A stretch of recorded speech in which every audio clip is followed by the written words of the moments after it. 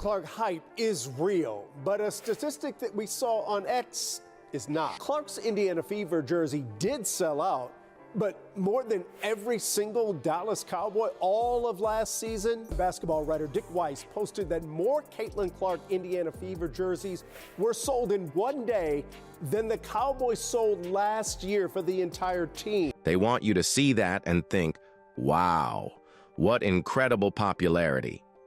But you're not looking close enough. That isn't a success story for the league. It's a terrifying loss of control. In the carefully managed, closed-door world of the WNBA, a force that powerful, that organic, that uncontrollable, isn't an asset to be celebrated. It's a weapon pointed directly at the heart of the establishment. For months, we've watched them try to control her, to manage her, to put her in a box and label her as their product. But they have failed at every turn. And now, the silence is over. Caitlin Clark is done playing their game. This is her declaration of war. What I'm about to show you is the pattern of evidence they pray you don't connect. The secret war plan Caitlin Clark has been executing in plain sight. A plan designed to dismantle the WNBA's corrupt power structure from the inside out. Nothing is a coincidence in the WNBA. To understand this war, you must first understand the original sin, the first betrayal. It's not the cheap shots on the court or the jealous remarks from veterans you see on social media. It's colder. It's more insulting. It's mathematical. Caitlin Clark, a player who in her rookie season is single-handedly responsible for a staggering $36 million in economic impact and is driving what is estimated to be billion-dollar growth for the league, has a base salary of only $78,066. Let that number burn into your mind. She is the engine, the fuel, and the destination, and they are paying her like a forgotten piece of luggage. This is not an oversight. This is not just how rookie contracts work. It is a deliberate, calculated strategy of control and suppression. By financially kneecapping their biggest star, the league establishment sends a chilling message to every player.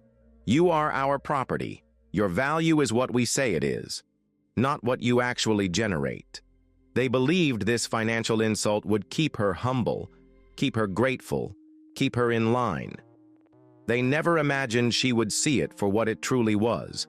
The first shot fired in a war for her own soul and the future of the league itself. But when economic pressure isn't enough to tame a force of nature, the establishment always resorts to its oldest tool, brute force. You've seen the clips replayed ad nauseum. The shoulder checks that send her flying out of bounds, the hip checks away from the ball, the off-ball shoves that go uncalled. The media desperately tries to frame it as a physical welcome to the league. They want you to believe this is just players being competitive. But again, you have to look closer at the numbers they don't show you. Last season, a statistically impossible 17% of the entire league's flagrant fouls were committed against one player, Caitlin Clark. That is not a coincidence. That is a targeted campaign. It's a mathematical certainty that tells a story of a coordinated effort of physical intimidation.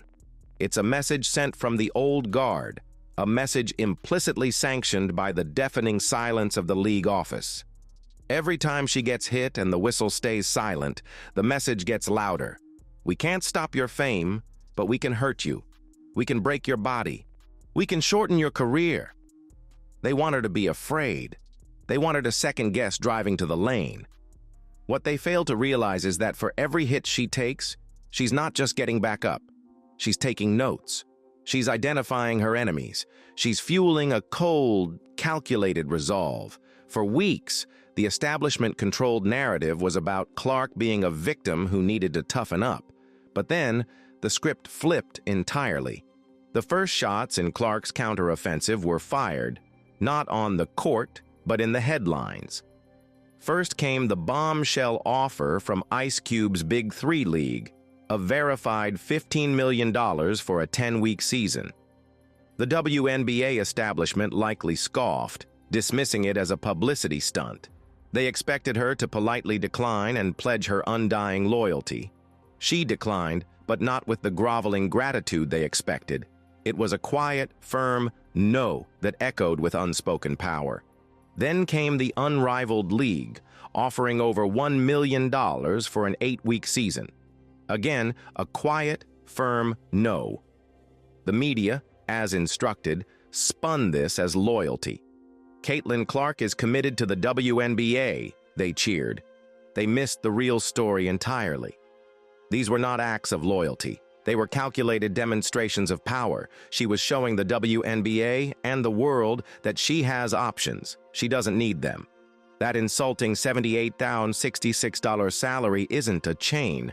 It's a joke she can afford to walk away from at any moment. These rejections were her warning shots across the bow. It was Clark telling the WNBA establishment, "You think you control me with this salary? I can make 200 times that in a summer league. Your control is an illusion, and I'm about to prove it." WNBA sensation Caitlin Clark has scored numerous honors for her skills on the court. But Clark did more than just dazzle on the court this past season. She has quickly become one of, if not the most popular stars in the WNBA. Clark was awarded the league's Rookie of the Year award after a record-breaking season. She was the first rookie to be named the All-WNBA First Team since 2008. Sports media company Boardroom says the WNBA was the fastest-growing brand in the United States this year.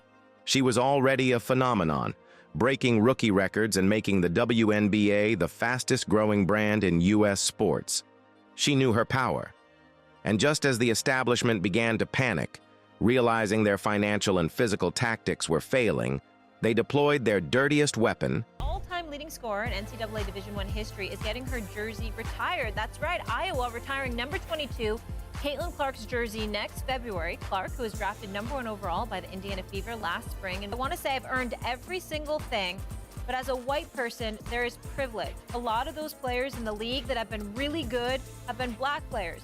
This league has been kind of built on them. She's elevated the profile of women's basketball because she's a superstar talent. She deserves to get her jersey retired. She deserves to be celebrated at Iowa. When I did an event with her and my guy Mark Shapiro in Iowa, that's his alma mater, 11,000 people showed up. I assure you it was not for me. It was for her. The disparity in treatment between her as a white player and black players who preceded her and achieved so much but lacked the level of recognition after advancing to the national championship game before losing to Dawn Staley in South Carolina last year. What does she do? She goes out in the WNBA and she balls out there as well, and she ends up being a league MVP candidate as a rookie. Distraction. They decided to change the subject of the war entirely. And Caitlin Clark walked right into their trap, only to brilliantly turn it into her greatest weapon. As a white person, there is privilege. Those words. That moment of raw honesty. The WNBA establishment couldn't have scripted it better if they had tried. In an instant, the conversation was no longer about the glaring economic injustice of her salary. It wasn't about the targeted physical abuse she was enduring on the court. Suddenly, the war was about race. It was a firestorm designed to divide fans, to create tension between players, and most importantly, to distract everyone from the real enemy, the league owners and executives who were exploiting all players, black and white. They weaponized her honesty. They used her self-awareness to paint her as the undeserving beneficiary of a system, conveniently ignoring that they are the ones who run that system and profit from it. The media criticism was immediate and harsh. It was the perfect conspiracy. Ignite an internal conflict that makes everyone forget who holds the real power. But they miscalculated. They thought it would isolate her. Instead, it showed her exactly who her enemies were and how low they were willing to go. It clarified the battle lines, and it made her realize she couldn't just fight for a bigger salary. She had to fight the entire corrupt system. And that brings us to the final battlefield. The end game. The one event that keeps the league commissioner up at night. The upcoming collective bargaining agreement negotiation. This is the secret at the center of everything. The league is on the verge of signing a new media rights deal potentially worth billions, all thanks to the Caitlin Clark effect. Their entire strategy is to get that deal signed before the current CBA expires, a move that could threaten a 2026 season lockout. Why? So they can lock in the massive profits and keep the players' revenue share percentage pathetically low. They can keep paying a generational talent like Clark less than 6 figures while they cash billion-dollar checks. This is the heist. But Caitlin Clark, and her agent who is already demanding she be paid more, is the one person with enough power to stop it. She has the fame, the platform, and the leverage to unite the players and demand a true partnership. She can lead a player revolt. This is why they've been trying to break her. The physical fouls, the financial disrespect, the racial distractions. It's all been a desperate, coordinated attack to weaken her, to silence her before she can reach the final battlefield and blow their entire system sky high. They thought they could control her. They were wrong. They thought she was just another player. She's a revolutionary. Caitlin Clark's rejection of multi-million-dollar offers wasn't about money. It was about freedom. Her quiet endurance of cheap shots wasn't weakness. It was intelligence gathering. She knows that this isn't just about her. It's about rewriting the rules for every player who comes after her. The WNBA declared a secret war on its biggest star, and now she is declaring war back. The question is no longer if she will fight. The question is, what if her plan isn't just to demand a bigger piece of the pie? What if her plan is to burn the whole bakery to the ground and build a new one where the players are finally in charge? They wanted a savior, but they've created a reckoning.